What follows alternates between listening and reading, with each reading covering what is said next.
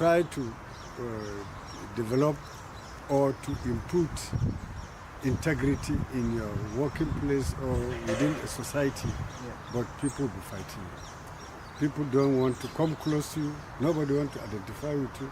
As long as I know that I'm right, no matter what, even if at the peril of losing my job, I'm going to stand by what I believe in, no matter the consequences. And that is what I impart into my staff.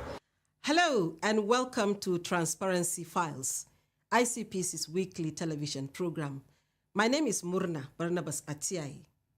Across Nigeria, history has shown that a single act of integrity can inspire a ripple effect.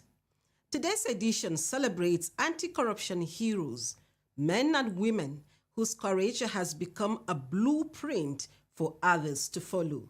Their stories are not just about resistance, they are roadmaps. They show us that every citizen, no matter their position, can choose honesty over compromise, courage over silence, and duty over personal gain. Also on the program, we'll bring you an insightful analysis of an important part of the ICPC enabling laws, the Corrupt Practices and Other Related Offences Act 2000, and updates from our state offices. Stay with us. Let us join now Joy Aja with this week's anti-corruption highlights. It's over to you, Joy.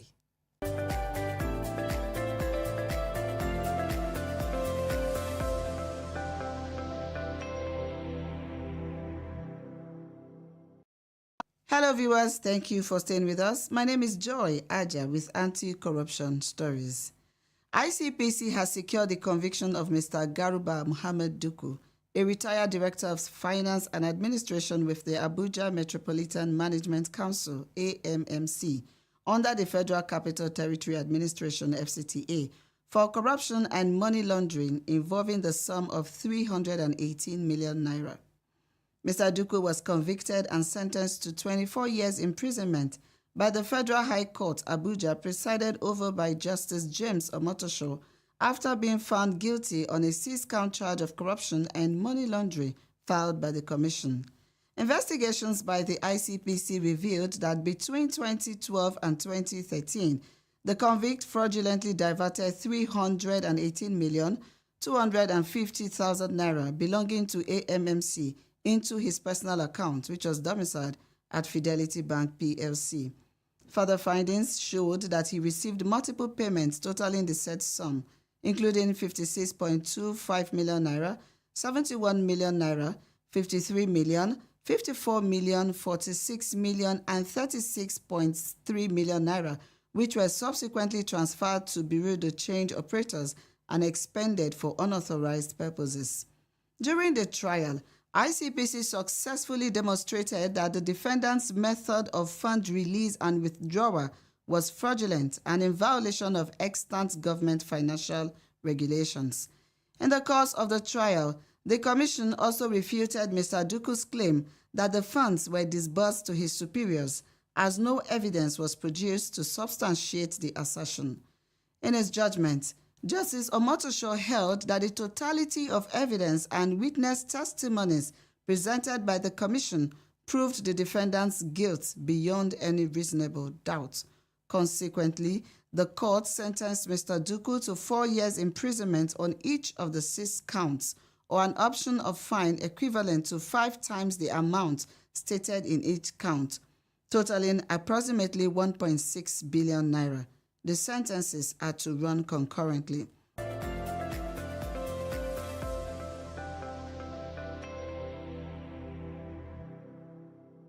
In another development, ICPC, in collaboration with the Economic and Financial Crimes Commission, EFCC, and the Code of Conduct Bureau, CCB, has held a 2-day training workshop on the Commonwealth Africa Region Anti-Corruption Research Project. Speaking at the opening session held at the ICPC headquarters in Abuja, the chairman of ICPC, Dr. Musa Adamu Aliyu SAN, represented by the Director of Operations, Mr. Shehu Yahaya, emphasized the importance of research and collaboration in understanding and combating corruption in its various forms. This exercise represents a significant step forward in our collective efforts to deepen the evidence base for anti-corruption work.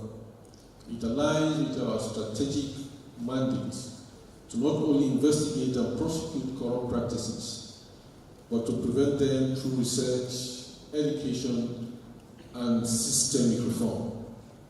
It is expected that participants who were drawn from the ICPC, EFCC, CCB, and other stakeholders will develop innovative research approaches to deepen the fight against corruption in Nigeria and across Commonwealth Africa. That'll be all on this segment. Transparency Files continues. Please stay with us. Corruption not in my country. So, now, straight to business. Good. Now, that case between State versus Femi Wole. Femi Wole? Yes. Is he your son? That's my heir apparent. Did he actually kill the wife? His juvenile delinquency, they must have taken some few bottles. A man of 40. Juvenile delinquent? Now, what do we do? I don't want him to go to jail. We are very good friends. But for this, I cannot help you. You know I was so nice to you in school. I took care of you. I'll politely leave. No, you can't leave. How much do you want me to pay? Wale, this is not about money. It's about the law.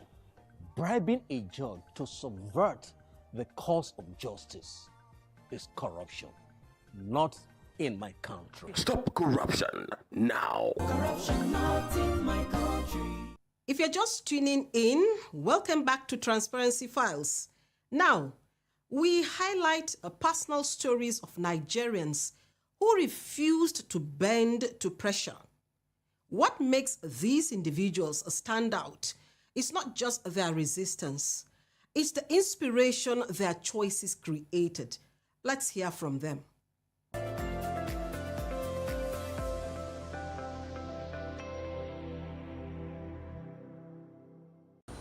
As a union leader, my members voted for me to protect their interests. As a leader, the issue of unionism is pushing for the welfare of your members. And in doing that, you must come into coalition with the management, because whatever you want, sometimes they may try to resist. So in the process, there may be challenges. You may be chanted, there may be some attack. Even in your promotion, they may decide to give you bad upper, just to ensure that they threaten you into submission. My case, there was even a case of a story I can even tell you what that happened to me, which if I were not consistent in maintaining that state, that attitude, I would have been found wanting. As a union leader who had a problem with the chief executive, there was a punitive transfer. I was transferred to Yola. The day I resumed in the office, I never knew the then chief executive even employed somebody to be monitoring me. For 3 years, 2 months, he has been monitoring me, and you couldn't find me one thing even for a day. Because initially I couldn't even agree that it was true that somebody was monitoring me. But at the end of the day, when the person told me uphead all the days I was on leave since I assumed duty in Yola, and all the days my head was on leave because I used to be the one the actor in the office. So I believed him. And I told him, how you find? He said, I couldn't find it. I said, no, I've forgiven you. He was asking me for forgiveness. I said, I have no any issue with you. Why? Because I've been consistent in maintaining that integrity principles and the core values. I believe in it. I work with the criminal justice system. I respond to issues of gender-based violence, including sexual violence in my state. And of course, you know that right now, issues of rape, for example, is like bread and butter for very corrupt law enforcement agents and other, actors in the criminal justice system. Seeing that it carries life imprisonment, so there's a lot of money and a lot of pressure when people are arrested for those crimes. So you come under a lot of pressure, you come under, a lot of people, sometimes people in high positions of society calling you to compromise or to let go someone who has, there's evidence that they have defiled or raped another. So it's a lot for you to walk against the tide. And for me, as long as I know that I'm right, no matter what even if at the peril of losing my job, I'm going to stand by what I believe in, no matter the consequences. And that is what I impart into my staff, who know that there is nothing like double handling things in the department. We are all straightforward. You cannot make any accusation. There is no bribery. There is no corruption. Your files are treated as they come, and then I make them stand for something. You see, just like I used to say, every human being was born with his integrity. But society corrupts some people. Some people, follow the society and change and destroy the integrity in them and put on a different shirt, which is corruption, which is not known even from our culture. And nobody was born with corruption. Everybody was born with integrity. It's not an easy thing. You try to develop or to input integrity in your working place or within a society, but people will be fighting you. People don't want to come close to you. Nobody wants to identify with you. But find a good, intelligent, corrupt person. You see, the whole world will be around him, but not a person with integrity.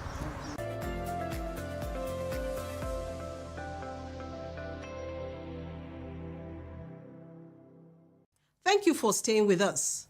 Anti-corruption heroes are everyday Nigerians who made tough choices in difficult circumstances. Many faced pressures, threats, and even isolation. Yet, their actions inspired hope, restored stolen resources, and set new standards of accountability. But how do we build a society where such courage is not rare, but routine?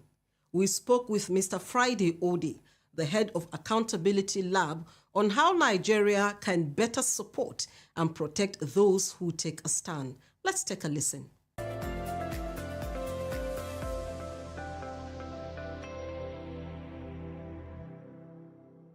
The kind of systems and policies I think Nigeria has to put into place has to do, for me, one of the things we have worked with ICPC, which I think I strongly believe in, is the National Ethics and Integrity Policy. Again, for me, it shows how we want to build a society where people of integrity are the forefront, how we want to build values, improve on our values, how we want to ensure people's voices are heard. I think Nigeria can protect those who take a positive stand in doing the right thing in terms of civil society organization like Accountability Lab, making sure that we partner with credible anti-corruption agencies, credible government agencies. I mean, it's that partnership that shows that once we have to engage, we are saying people that are doing the right thing need some sort of protection. What we have seen basically is people who do the right thing always get a pushback, always get some what do you call them? Some witch hunting in government workplaces, not even government, private sector organization, but creating that platform and partnership and support system with agencies like ICPC, with Accountability Lab, and all that likes who do programs around awards and recognition can be a platform to see that we are giving them not just a platform of naming and faming or celebrating, but actually providing the collaborations they need across government agencies, across the private sector to navigate some of these challenges around the system.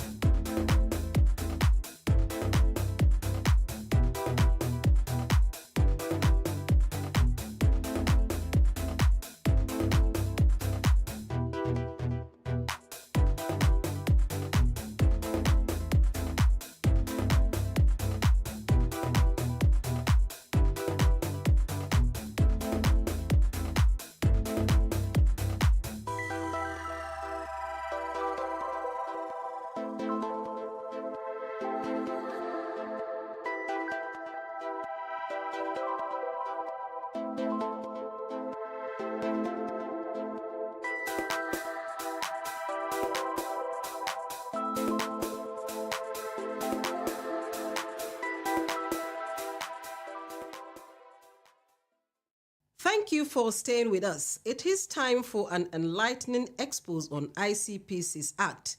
Nuru Saidu of the ICPC Legal Services Department explained the procedure for gaining entrance into a premises when access is being denied. Let's hear him.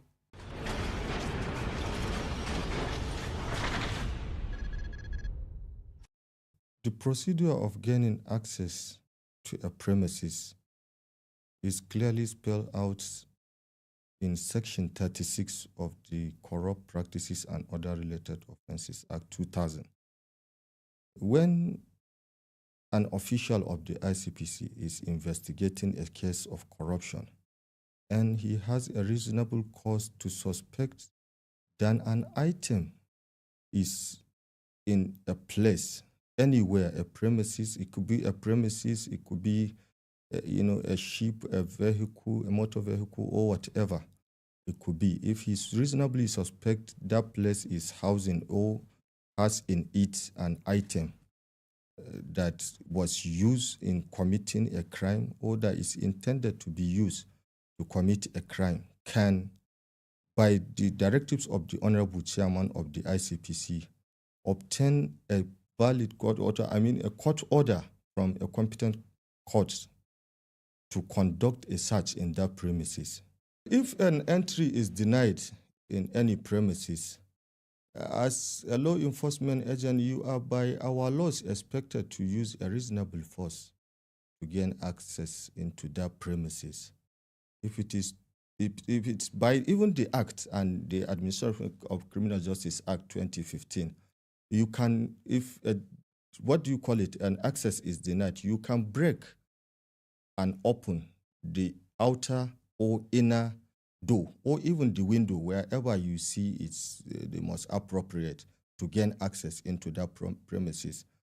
You can do so and, get your entry there since you have a backup of a court order.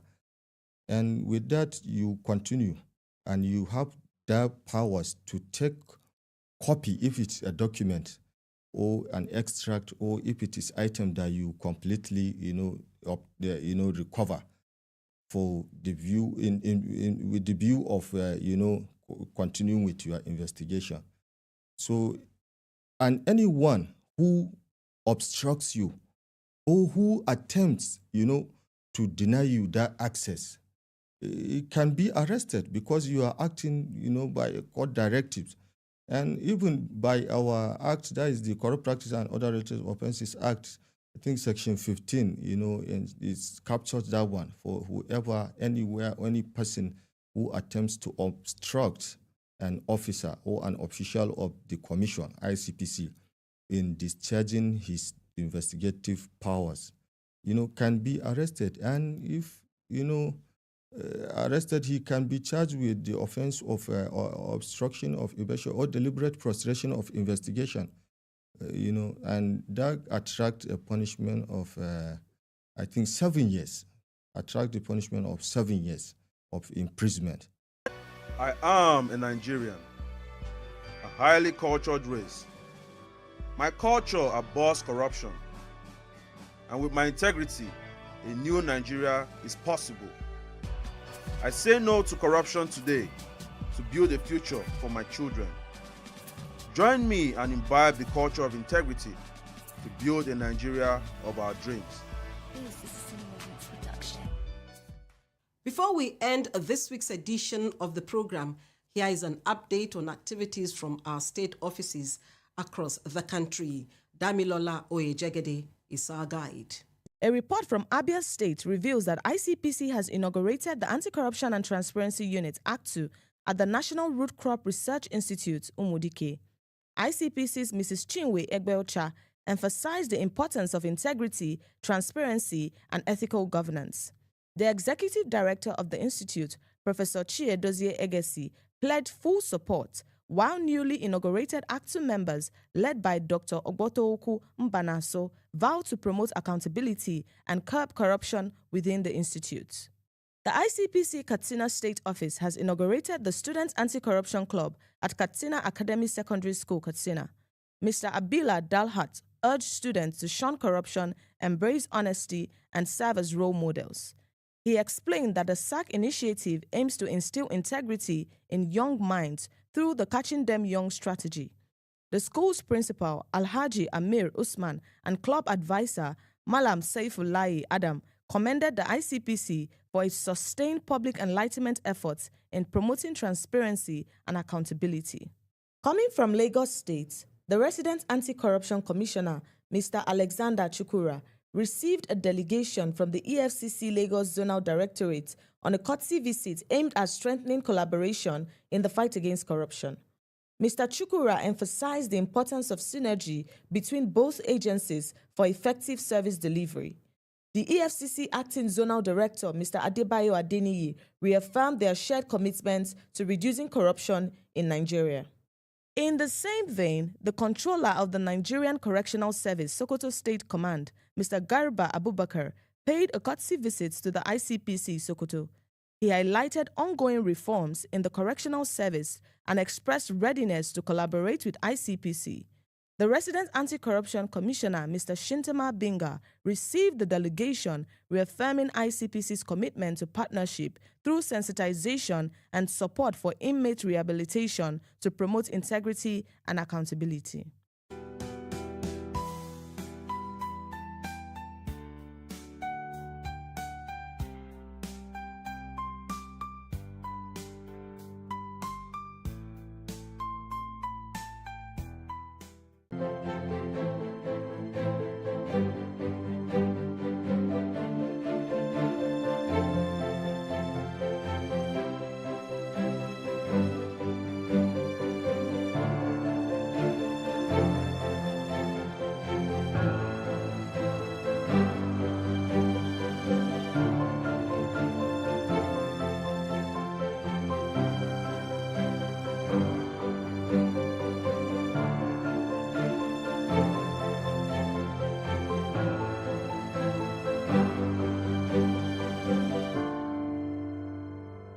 And that's it for today's edition of Transparency Files.